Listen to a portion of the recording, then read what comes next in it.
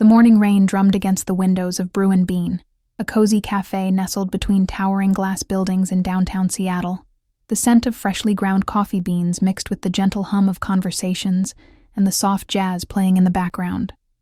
Clara Martinez wiped down the espresso machine for the third time that morning. Her movements automatic after 2 years of working the same routine. At 24, Clara had perfected the art of making herself invisible. Her dark hair was always pulled back in a practical ponytail, and her uniform, a simple black apron over jeans and a white t-shirt, helped her blend into the background of other people's busy lives. She preferred it that way. Less attention meant fewer questions about why someone with a college degree in literature was serving lattes instead of pursuing her dreams. The cafe's bell chimed, and Clara looked up to see her walk in. Helena Duarte. Even without knowing her name, Clara had noticed this woman over the past 3 months. She always sat in the corner booth, always ordered a double espresso with no sugar, and always looked like she carried the weight of the world on her perfectly tailored shoulders. Helena was striking in a way that made people turn their heads, tall, with sharp cheekbones and auburn hair that caught the light just right. But it wasn't her beauty that intrigued Clara. It was the loneliness that seemed to radiate from her like heat from a flame. Despite her expensive suits and confident stride, there was something achingly solitary about the way she sat alone, staring out the window as if searching for something she'd lost long ago. "The usual?" Clara asked as Helena approached the counter, though she already knew the answer. "Actually," Helena paused, her green eyes meeting Clara's for the first time in months. "Could I get that to go today? And—" She hesitated, her fingers drumming against the marble countertop. "Could I speak with you for a moment? Privately?" Clara's heart skipped. In all the time Helena had been coming here, they'd never exchanged more than pleasantries. Sure, let me just tell my manager." After a quick word with Mike, who was more interested in his crossword puzzle than cafe operations, Clara found herself sitting across from Helena in the corner booth. Up close, she could see the fine lines around Helena's eyes, the way her hands trembled slightly as she wrapped them around her coffee cup. "I know this is going to sound insane," Helena began, her voice lower than Clara had expected, "but I have a proposition for you." Clara waited, her pulse quickening. "There's an event tonight, a charity gala for the Children's Hospital Foundation. Very high profile, lots of media attention." Helena's words came out in a rush, as if she was afraid she'd lose her nerve. "I need someone to accompany me, not as a date, exactly, but as someone who can help me appear less—" She struggled for the word. "Less lonely?" Clara supplied gently. Helena's composure cracked for just a moment. "Yes, exactly that." She reached into her purse and pulled out an envelope. "There's $500 in here. All you'd have to do is wear a nice dress, smile for some photos, and make small talk for a few hours. I know it's strange, asking a complete stranger, but why me?" Clara interrupted, genuinely curious. Helena was quiet for a long moment, studying Clara's face. "Because you're the only person who's ever looked at me like I'm just a person. Not a CEO, not a success story, not a networking opportunity. Just someone who drinks too much coffee and sits alone." The honesty in her voice made Clara's chest tighten. She thought about her rent, due in 3 days, about the rejection letter from the publishing house that had arrived yesterday, about how long it had been since she'd done anything that felt remotely like living instead of just surviving. "What time should I be ready?" Clara heard herself say. Helena's relief was palpable. 7 o'clock. I'll send a car to pick you up. And Clara. She stood, leaving the envelope on the table. "Thank you. You have no idea what this means to me." As Helena walked away, Clara stared at the envelope, wondering what she'd just agreed to. Outside, the rain had stopped, and for the first time in months, sunlight streamed through the cafe windows, casting everything in a golden glow that felt almost like a promise. Clara's small studio apartment had never felt smaller than it did at 5:30 p.m., with every piece of clothing she owned spread across her bed like a fabric explosion. The $500 sat on her nightstand, more money than she'd seen at once in months, but it couldn't solve her most immediate problem. She had absolutely nothing appropriate for a charity gala. Her phone buzzed with a text from an unknown number. "Car will arrive at 6:45. There's a package waiting for you at the front desk of your building. H." Clara's heart raced as she hurried downstairs. The building's elderly doorman, Mr. Chen, handed her an elegant black box tied with silver ribbon. "Fancy delivery for you, Miss Martinez," he said with a knowing smile. "Must be someone special." Back in her apartment, Clara opened the box with trembling fingers. Inside lay the most beautiful dress she'd ever seen, a deep emerald silk that seemed to shimmer with its own light. Beneath it were matching heels, delicate jewelry, and a note written in elegant handwriting. "I hope this fits. I may have asked my assistant to do some research. Thank you again for doing this, Helena." Clara held the dress up to herself in the mirror. It was perfect, not too formal, not too casual, and somehow exactly her style, despite Helena barely knowing her. The thoughtfulness of it made her chest flutter in a way she didn't want to examine too closely. As she got ready, Clara found herself taking more care than usual. She let her hair down, allowing the dark waves to frame her face. She applied makeup with a steadier hand than she'd had in months, and when she finally slipped into the dress, she barely recognized herself. The woman in the mirror looked confident, elegant, like someone who belonged at charity galas. For a moment, Clara allowed herself to imagine what it would be like to live this life, to wear beautiful clothes and attend important events, to matter in rooms full of powerful people. At exactly 6:45, a sleek black car pulled up outside her building. The driver, a kind-faced man in his 50s, held the door open for her. "Miss Martinez, I'm James. Miss Duarte asked me to take care of you this evening." The drive through Seattle's evening traffic gave Clara time to think about what she was doing. She was essentially being paid to pretend to be someone she wasn't, to help a woman she barely knew maintain some kind of public image. It should have felt wrong, but instead, it felt like the most interesting thing that had happened to her in years. They pulled up to the Grand Hyatt, where photographers lined the red carpet leading to the entrance. Clara's stomach dropped. "I didn't realize there would be press." James caught her eye in the rearview mirror. "Miss Duarte is waiting just inside. She said to tell you that you look beautiful, and to remember that you belong here as much as anyone else." The words steadied her. Clara stepped out of the car, her heels clicking against the pavement as she walked toward the hotel entrance. The photographers barely glanced at her. She was nobody to them, but she held her head high anyway. Inside the opulent lobby, Clara spotted Helena immediately. She was standing near the elevator bank, wearing a stunning black gown that hugged her figure perfectly. When their eyes met across the room, Helena's face transformed. The mask of cool professionalism she usually wore melted away, replaced by something warmer, more genuine. "Clara," Helena breathed as she approached. "You look incredible." "So do you," Clara replied, and meant it. Up close, Helena was even more striking. Her auburn hair was styled in an elegant updo, and her makeup highlighted the green of her eyes. But it was the way she was looking at Clara, like she was seeing something wonderful and unexpected, that made Clara's pulse quicken. "Are you ready for this?" Helena asked, offering her arm. Clara linked their arms, surprised by how natural the gesture felt. "As ready as I'll ever be." As they walked toward the ballroom, Helena leaned close enough that Clara could smell her perfume, something subtle and expensive that made her want to breathe deeper. "Just so you know," Helena murmured, "I've never done anything like this before. I'm usually very good at being alone." "Well," Clara whispered back, "I'm usually very good at being invisible. I guess we're both trying something new tonight." Helena's laugh was soft and genuine, and Clara realized that for the first time in months, she felt truly alive. The grand ballroom of the Hyatt was a vision of understated elegance. Crystal chandeliers cast warm light over round tables draped in cream linens, each centerpiece a carefully arranged bouquet of white roses and baby's breath. The city's elite mingled with champagne flutes in hand, their conversations a low hum beneath the soft classical music played by a string quartet in the corner. Clara felt every eye in the room turn toward them as they entered, though she suspected it was Helena drawing the attention rather than herself. Helena Duarte commanded presence, the kind of woman who could silence a room simply by walking into it. "Helena!" A silver-haired man in an expensive tuxedo approached them, his smile wide, but somehow calculating. "Wonderful to see you here. The Foundation is so grateful for your continued support." "Richard," Helena replied smoothly, her public persona sliding into place like armor. Allow me to introduce Clara Martinez. Clara, this is Richard Blackwood, the Foundation's chairman.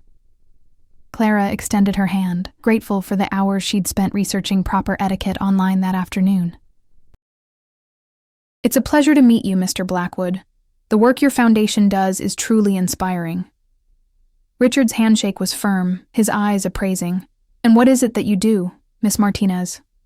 For a split second, Clara panicked. Should she lie? Create some impressive career that would fit this crowd?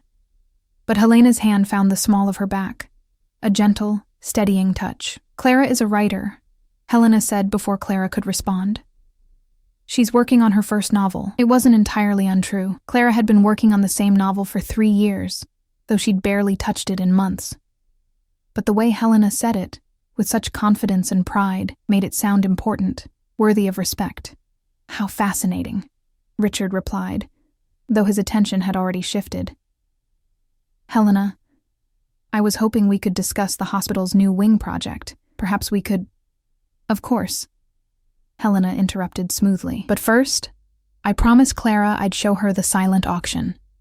We'll catch up with you later, Richard. As they moved away, Clara felt Helena's hand remain on her back, guiding her through the crowd. The touch was warm through the silk of her dress, and she found herself hyper-aware of every point of contact. Thank you, Clara murmured. For the writer thing. I wasn't sure what to say. It's true, isn't it? Helena asked, stopping near a display of auction items. You are a writer, even if you're not published yet. Don't let people like Richard make you feel like your dreams are less valid because they haven't made you rich. The conviction in Helena's voice surprised Clara. You sound like you speak from experience. Helena's smile was rueful. I spent years letting people define my worth by my bank account and my company's stock price. It's a hollow way to live. She gestured toward the auction display. Shall we pretend to be interested in overpriced art, while I tell you who to avoid and who might actually be worth talking to? For the next hour, they moved through the room like a well-rehearsed dance. Helena introduced Clara to tech entrepreneurs, philanthropists, and local politicians, always with the same quiet pride in her voice. Clara found herself relaxing into the role, discovering that she was better at small talk than she'd expected when she had something interesting to say. You're a natural at this, Helena murmured during a brief moment when they were alone at their table. I was worried you might feel out of place. I did, at first, Clara admitted, watching Helena's fingers trace the rim of her champagne glass. But you make it easier. The way you introduce me, like I actually belong here. It makes me feel like maybe I do. Helena's eyes met hers across the table, and for a moment, the noise of the gala faded into background. You do belong here, Clara. You belong anywhere you want to be. Before Clara could respond, the lights dimmed and the evening's program began. As the Foundation's director took the stage to speak about the Children's Hospital, Clara found herself studying Helena's profile in the soft light. There was something almost vulnerable about the way Helena listened, her usual mask of composure softened by genuine emotion. When a video began playing, testimonials from families whose children had been treated at the hospital, Clara noticed Helena's hands clench in her lap. Without thinking, Clara reached over and covered one of Helena's hands with her own. Helena startled slightly, then turned her hand palm up, allowing their fingers to intertwine. Her skin was soft and warm, and Clara could feel the slight tremor that ran through Helena's fingers as a mother on screen talked about her daughter's successful surgery. Are you okay? Clara whispered. Helena nodded, but didn't let go of Clara's hand. I was that little girl once. Different hospital, different city, but I know what it's like to be scared and alone in a place like that. The admission was so quiet, Clara almost missed it. She squeezed Helena's hand gently, offering what comfort she could without words. Around them, the audience was moved to tears by the stories on screen. But Clara found herself more affected by the woman beside her, this powerful, successful CEO who had once been a frightened child in a hospital bed. When the lights came back up for the auction portion of the evening, Helena seemed to shake herself back to the present. But she didn't let go of Clara's hand, and Clara didn't pull away. Whatever this was, this connection, this moment of genuine intimacy, it felt too precious to break. Thank you, Helena said softly, her thumb brushing across Clara's knuckles. For being here. For this. Clara's heart hammered against her ribs. Thank you for asking me. As the auctioneer began the bidding on the first item, a weekend getaway to Napa Valley, Clara realized that somewhere between the champagne and the shared glances, between Helena's protective hand on her back and the vulnerable confession in the dark, this had stopped feeling like a performance.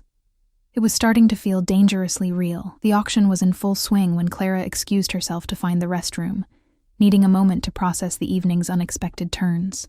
The champagne had left her feeling warm and slightly dizzy, but it was Helena's touch, the way their fingers had remained intertwined throughout the program, that had her truly off balance.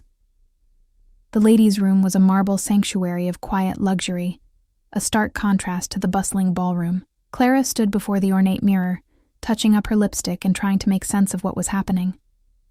This was supposed to be simple: show up, smile, collect her money, and go home.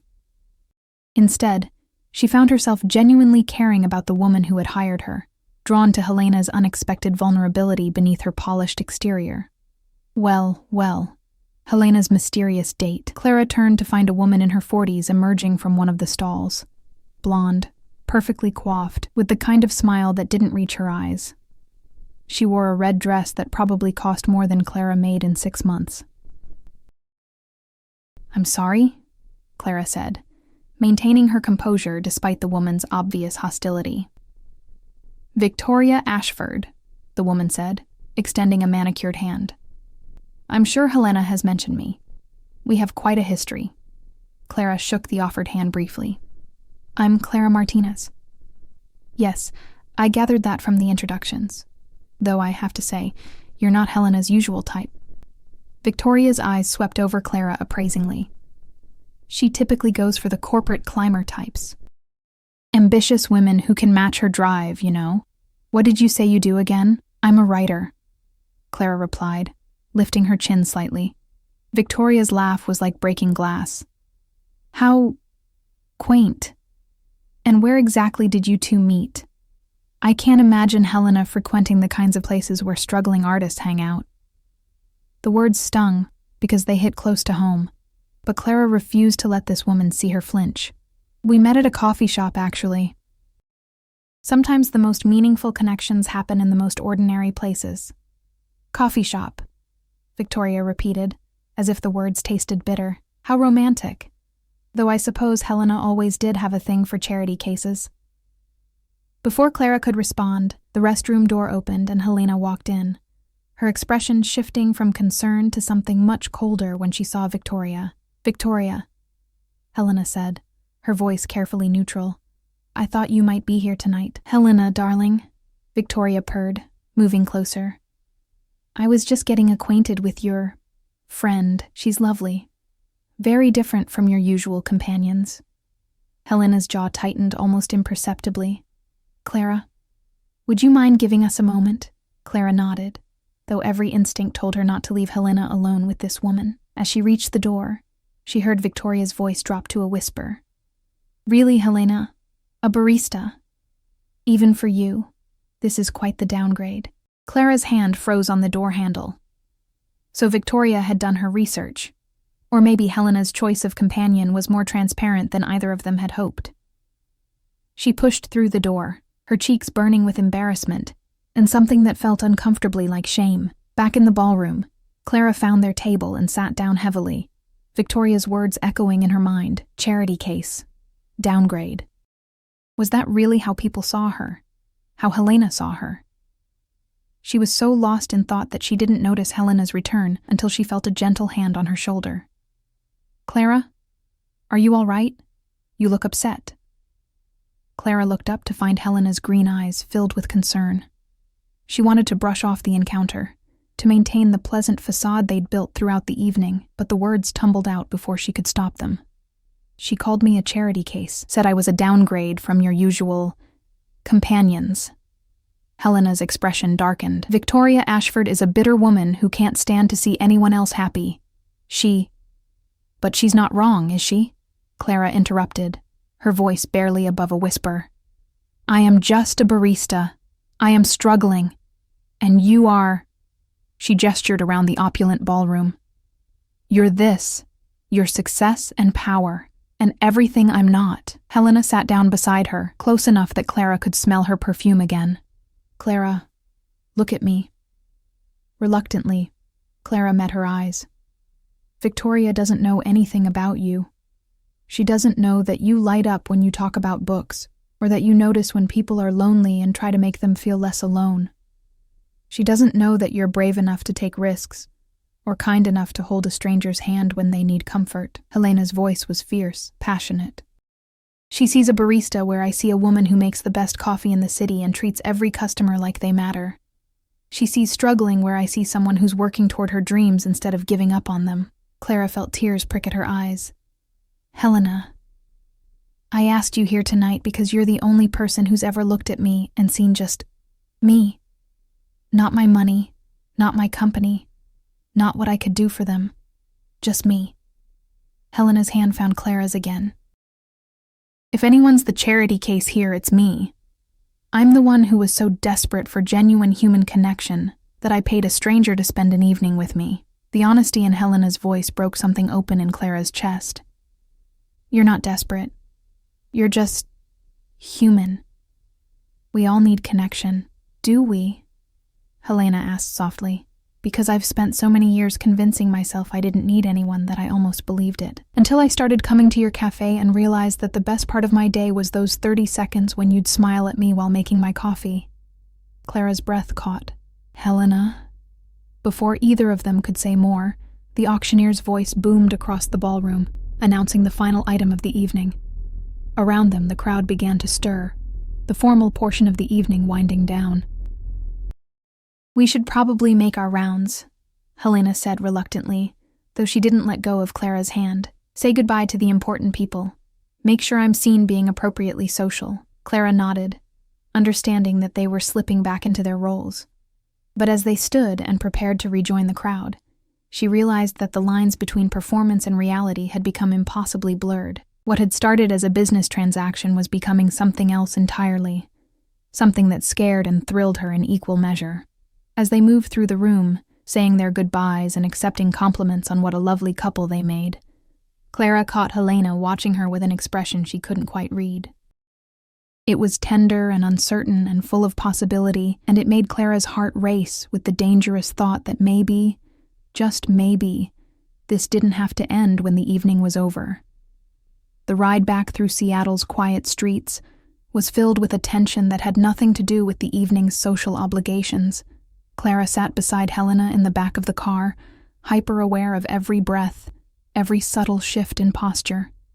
The space between them felt charged, electric with unspoken possibilities. "James," Helena said softly to the driver, "could you take us to the waterfront, the pier near Pike Place?" "Of course, Miss Duarte." Clara glanced at Helena questioningly, but Helena was staring out the window at the city lights blurring past. "I'm not ready for the evening to end," Helena said quietly, as if admitting a secret. "Are you?" Clara's heart skipped. "No, I'm not." The pier was nearly deserted at this hour. Just a few late-night joggers and the occasional couple walking hand in hand. The city sparkled across Elliott Bay, and the sound of water lapping against the dock created a peaceful rhythm that contrasted sharply with the formal elegance of the gala. They walked in comfortable silence for a while, their heels clicking against the wooden planks.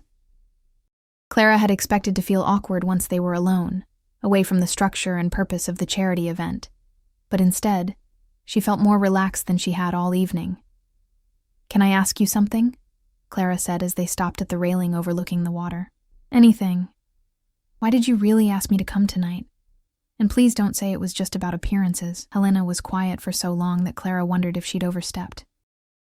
When Helena finally spoke, her voice was barely audible over the sound of the waves. "Do you know what it's like to be successful and completely alone at the same time?" Helena asked. "To have everything you thought you wanted and realize it means nothing if you have no one to share it with?" Clara turned to face her fully. In the moonlight, Helena looked younger, more vulnerable than she had all evening. "I built my company from nothing," Helena continued. "Worked 18-hour days, sacrificed relationships, friendships, anything that might distract me from my goals, and I succeeded beyond my wildest dreams. But somewhere along the way, I forgot how to connect with people, how to be real. You seem pretty real to me, Clara said softly. Helena's smile was sad. That's because you see me differently. When you look at me, I don't see calculation or ambition or someone trying to figure out what I can do for them. I see acceptance. Like I'm enough just as I am. Clara felt her chest tighten with emotion. You are enough. More than enough. Am I? Helena turned to face the water again. Sometimes I think I've forgotten how to be anything other than a CEO, how to be a woman, a friend, anything else. Without thinking, Clara reached out and touched Helena's arm. You held my hand tonight when I was nervous. You defended me to Victoria. You noticed that I was a writer before I even told you. Those aren't CEO moves, Helena. Those are human moves. You haven't forgotten anything. You've just been hiding it. Helena looked down at Clara's hand on her arm, then back up to meet her eyes. You make me want to stop hiding.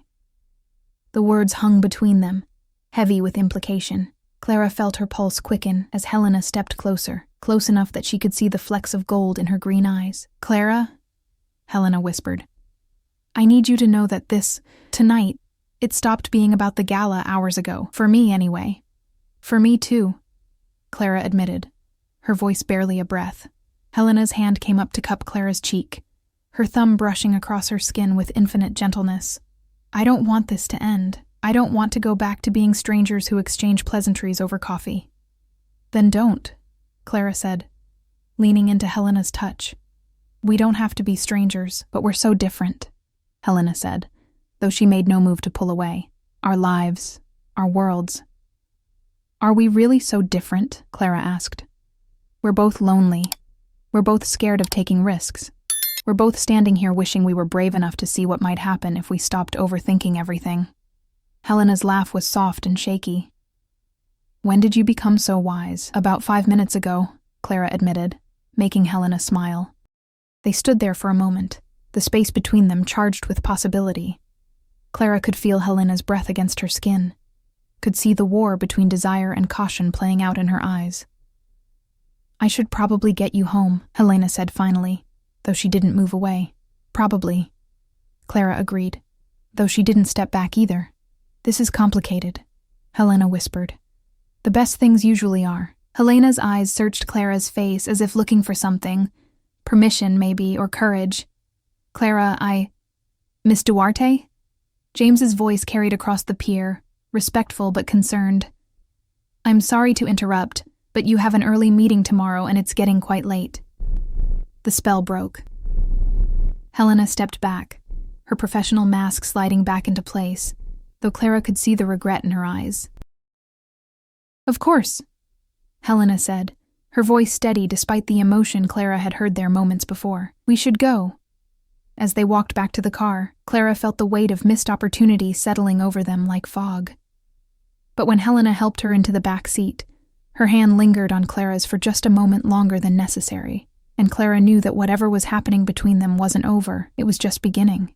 Clara woke to sunlight streaming through her small apartment windows, and the disorienting realization that the previous evening hadn't been a dream. The emerald dress hung carefully on her closet door, the delicate jewelry arranged on her nightstand, like evidence of a life that didn't quite feel like her own.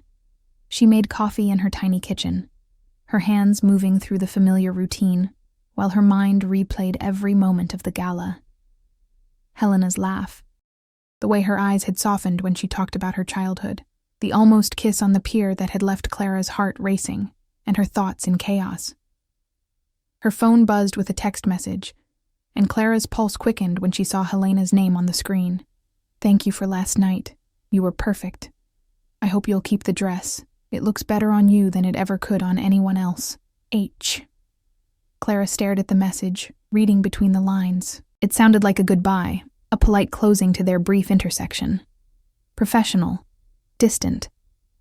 Nothing like the woman who had held her hand in the dark or whispered about wanting to stop hiding. She typed and deleted a dozen responses before settling on. Thank you for everything. It was an unforgettable evening. Safe, neutral. the kind of response that wouldn't complicate Helena's life any further. But as Clara got ready for her shift at the cafe, she couldn't shake the feeling that she was making a mistake, that they were both making a mistake by retreating to their separate worlds when something real had sparked between them. The morning rush at Brew and Bean was particularly brutal, a steady stream of caffeine-dependent office workers and university students. Clara threw herself into the work, grateful for the distraction. But every time the bell above the door chimed, her heart jumped with the hope that it might be Helena. It never was. "You're distracted today," Mike observed during a brief lull around 10 a.m. "Everything okay?"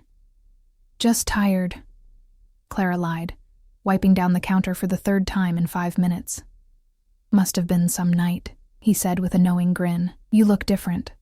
Happier, maybe? Or maybe just well fucked." "Mike!" Clara's cheeks flamed. "Hey, I'm just saying, whatever happened, it agrees with you." He returned to his crossword puzzle, leaving Clara to contemplate her reflection in the espresso machine's chrome surface. Did she look different? She felt different, like something fundamental had shifted inside her.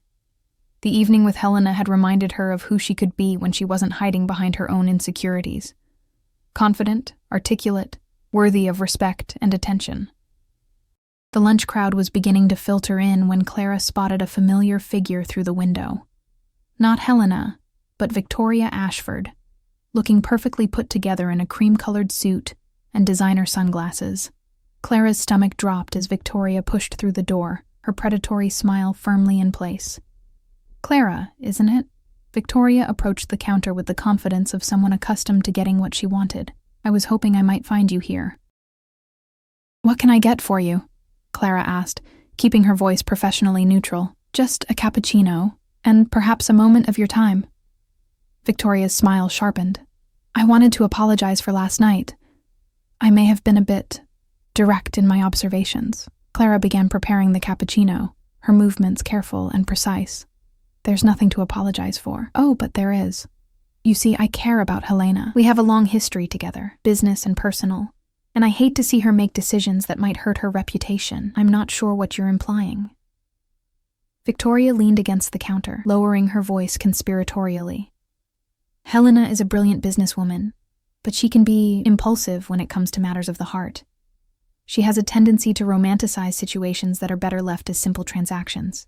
Clara's hand stilled on the espresso machine. "Excuse me? Last night was lovely, I'm sure.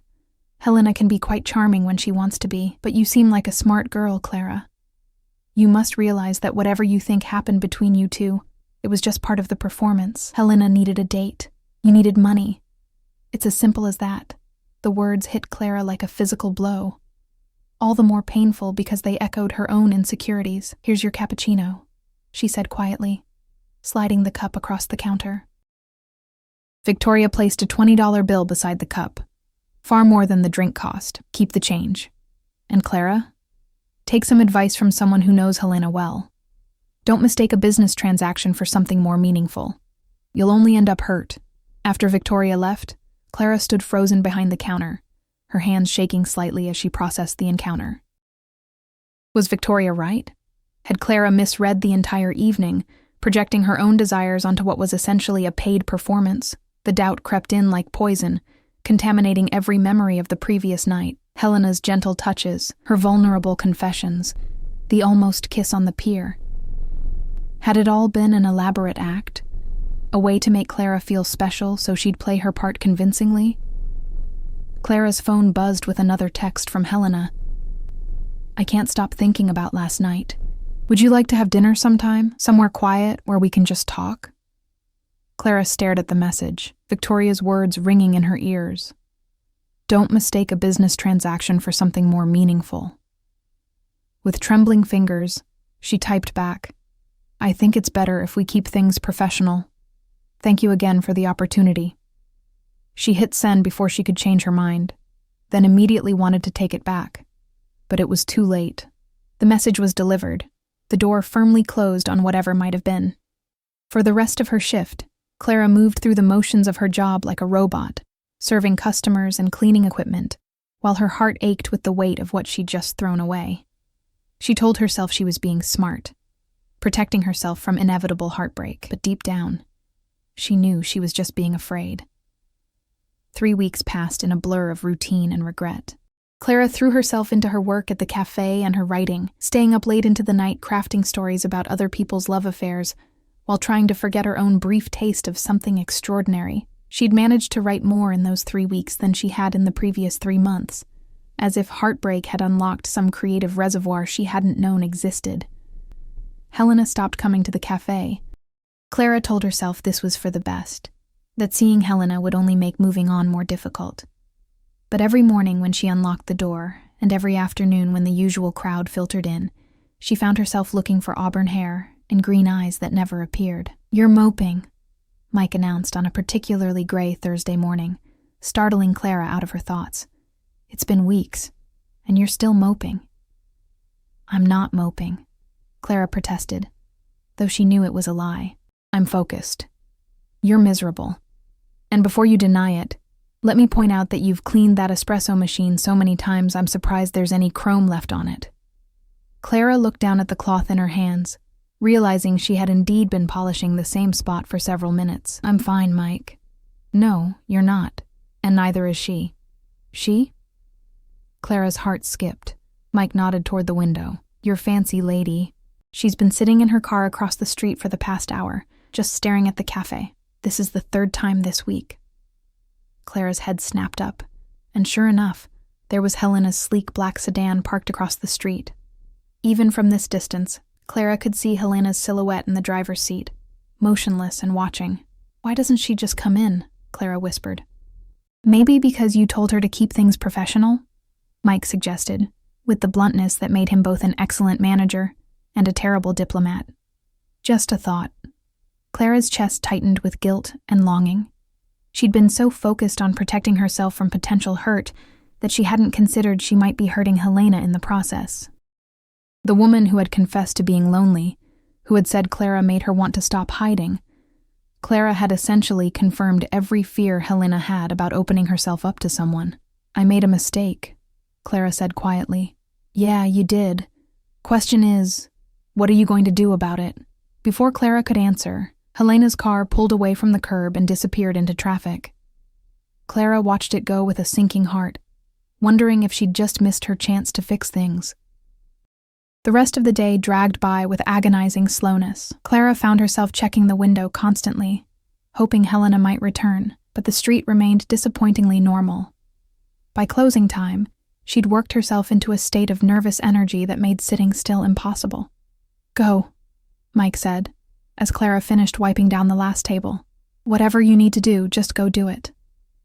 Clara looked at him gratefully. "What if it's too late? Then at least you'll know you tried."